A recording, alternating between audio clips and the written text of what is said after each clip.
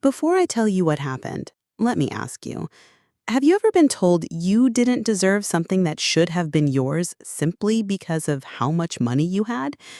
Well, that's exactly what happened to me when my own family cut me out of my father's will for being too poor. And I promise, by the end of this story, you'll see why you should never underestimate someone they've already decided to leave behind. The mahogany paneled study smelled faintly of old paper and polished wood, but under it was the sour scent of tension. My aunts, uncles, and cousins sat in perfect posture around the long table, eyes fixed on the lawyer. The will was read in order: property, stocks, vacation homes. Each asset met with tight lipped smiles and approving nods. It was all so neat, so civilized, until my name came up. To my daughter, Claire, the lawyer read, I leave my love and fond memories. I trust she will understand why I cannot leave her a portion of my estate. The words rang in my ears like a slap. Understand? Cousin Lily leaned back in her chair, that practiced smirk curling at her lips. I mean, you can't be shocked. Uncle always said the inheritance should go to people who could actually keep it. The others kept their eyes down, their silence cutting deeper than Lily's words. It was as if they'd all silently agreed I wasn't worthy, not because of who I was, but because of the balance in my bank account. I kept my face perfectly calm, but inside, a slow burn began to build. If they wanted to see what a poor woman could do, I'd give them a lesson they'd never forget.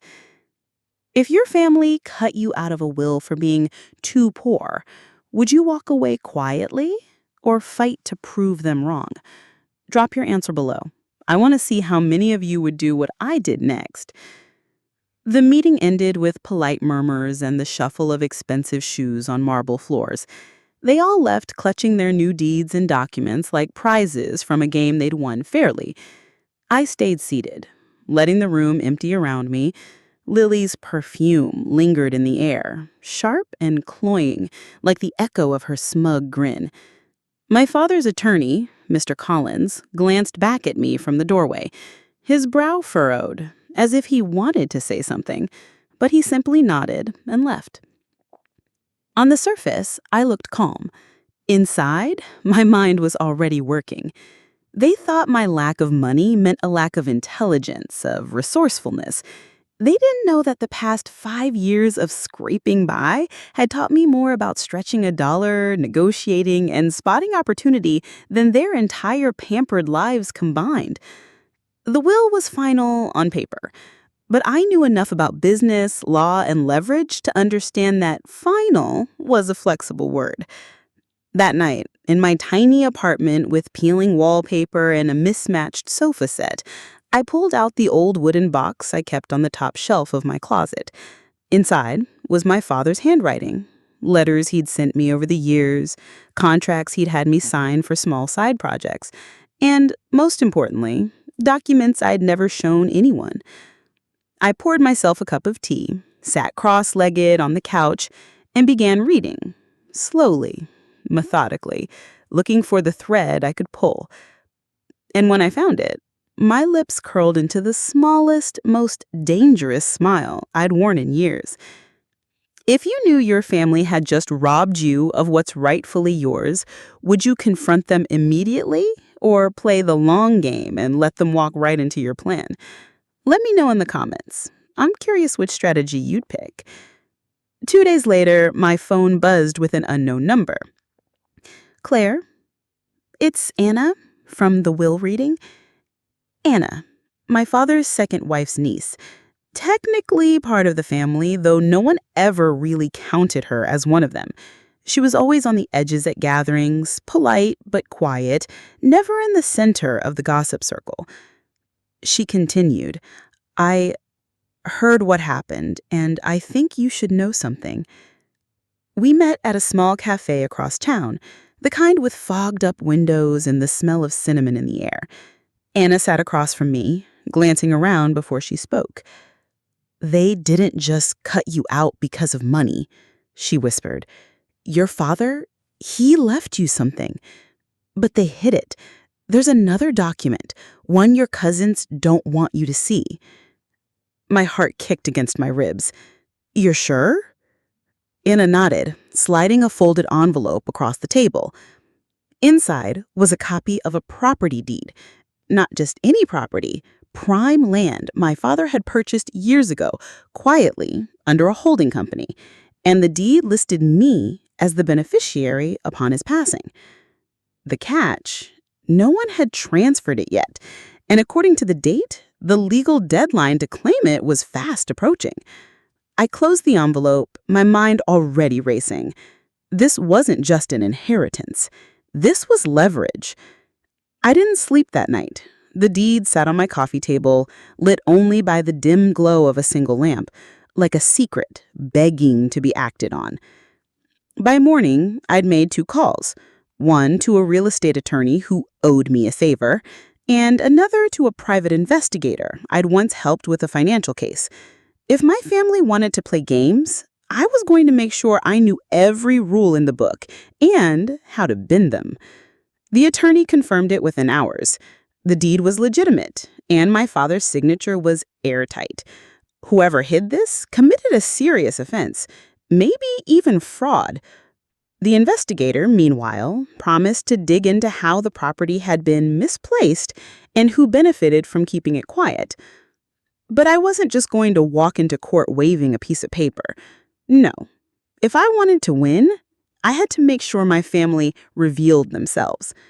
That meant patience and bait. So I called Aunt Margot, the one person in the family who couldn't resist sharing accidental secrets. I told her I'd been thinking about selling my apartment and someone had offered me prime land as collateral for a loan. I didn't name the location, but I didn't have to. I knew Margot would connect the dots, and by the time the words left my mouth, she'd already be planning her next gossip session. All I had to do was wait for the sharks to circle. It didn't take long. 2 days after my chat with Aunt Margot, my phone buzzed with a text from my cousin Lily.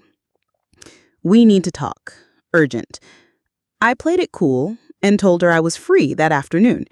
We met at the rooftop bar she liked to flaunt on Instagram, the kind of place where the drinks were overpriced and the view did most of the work. She didn't even bother with small talk. I've heard you've come into some property, she said, leaning in. Prime location. I think it would be smart if you sold it before you got in over your head. Her eyes gave her away. She knew. Margot had done her job perfectly. Funny, I said, keeping my tone light, because I haven't told anyone the location. She froze for just a fraction of a second, enough for me to catch it. Oh, well, word gets around.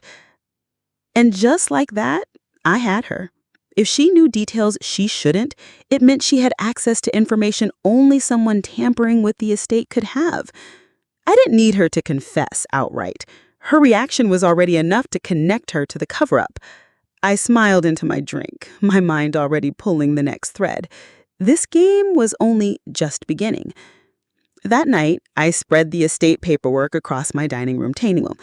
Every clause, every notarized signature, every last footnote. My attorney had flagged a pattern. Every time my name had been omitted, one person's name had appeared instead, Aunt Vivian. Vivian was the matriarch since my father passed. She played the role of gracious host at family gatherings, but she was also the one who managed all the estate correspondence before it reached anyone else. If this scheme had a conductor, it was Vivian.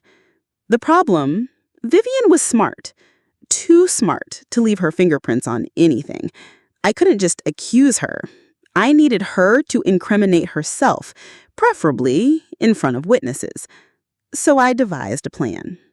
I called her the next day, my voice syrupy sweet.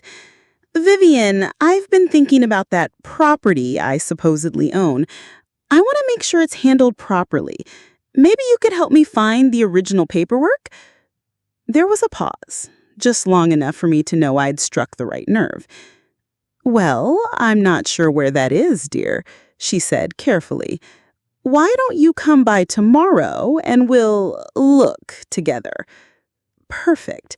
That meant she needed time to hide something, to alter something, or to figure out how to make the problem disappear. Either way, I'd be ready. I didn't go to Vivian's alone. Tucked discreetly into my purse was a tiny recording device, voice-activated, battery life up to 10 hours, and trailing me, coincidentally, browsing the neighborhood, was Anna, ready to take notes on anything suspicious. Vivian greeted me in her usual way. Warm smile, air kisses, and a tone that could cut glass if you listened closely enough. Come in, dear. The papers might be in the study or the attic. We'll have to dig. The study was her inner sanctum, mahogany shelves lined with leather-bound books, a massive desk that could have been in a lawyer's office. She moved quickly toward a locked file cabinet. "Oh, that's odd," she murmured, fumbling with the key. "It seems some files are missing." I stayed quiet, letting the recorder catch every word. We searched for over an hour. At one point, Vivian excused herself to check the attic, leaving me alone in the study. That's when I noticed it, an envelope peeking out from under a stack of old ledgers with my father's handwriting on it. I didn't touch it, not yet, but I took a photo. When Vivian returned, she seemed flustered. "Well," she said briskly, "I'm afraid we can't find anything. Perhaps you're mistaken about the property." I smiled. Perhaps. But in my head, the pieces were already falling into place, and Vivian had no idea she'd just given me exactly what I needed to bring her entire scheme into the light. 2 weeks later, Vivian decided to host a family brunch. The timing was too perfect to be a coincidence. She wanted to reassert control before I could make my next move. I showed up early, not to be polite, but to position myself exactly where I wanted to be, near the head of the long dining room table, right in Vivian's line of sight. The room was all polished silver and crystal glassware, everyone dressed like they'd been plucked straight out of a lifestyle magazine. Vivian made her usual rounds, air-kissing cheeks and dropping comments that seemed harmless, unless you listened closely. When everyone was seated and the champagne poured, I spoke, loud enough that even the cousins at the far end of the table stopped their side conversations. "I'd like to thank Vivian," I began, "for helping me search for those estate documents last week." Her fork froze midair. In fact, I brought a little something to share. I pressed play, the room filled with the sound of Vivian's own voice from my hidden recorder. "I'm afraid we can't find anything. Perhaps you're mistaken about the property." Every eye swung to her. I let the silence stretch before adding, "Funny thing is, the property deed turned up a day later in your study." Gasps, whispers, and just like that, the brunch was no longer hers to control. Vivian didn't flinch at first. She dabbed her lips with her linen napkin, placed it neatly beside her plate, and gave me a smile that didn't reach her eyes. "Well," she said lightly, "if something was in my study, it must have been misplaced by the attorney. I certainly had nothing to do with it." I tilted my head. "That's interesting, because the attorney told me you were the one who picked up the estate files for safekeeping." The color drained from her face, just slightly, but enough for the others to notice. "That's absurd. Why would I remove my name from the inheritance list?" I finished for her, sliding a printed copy of the original will across the table. "I don't know, Vivian. Why would you?" The cousins who had once looked at me with smug superiority now leaned forward, eyes wide. They wanted a show, and I was giving them one. Vivian's voice wavered just enough to betray her composure. "She's twisting this," she told the table, gesturing toward me. "You all know she's never been financially responsible. Your father wanted the estate to go to someone who could manage it." A few heads nodded, hesitantly. She sensed it and pressed on. "Do you really think she could handle the properties, the investments, the family name?" I leaned forward, my voice calm. "I think you've been preparing them to believe that for a long time, Vivian. And I also think you've been using my so-called financial irresponsibility as a cover for your own greed." Gasps again.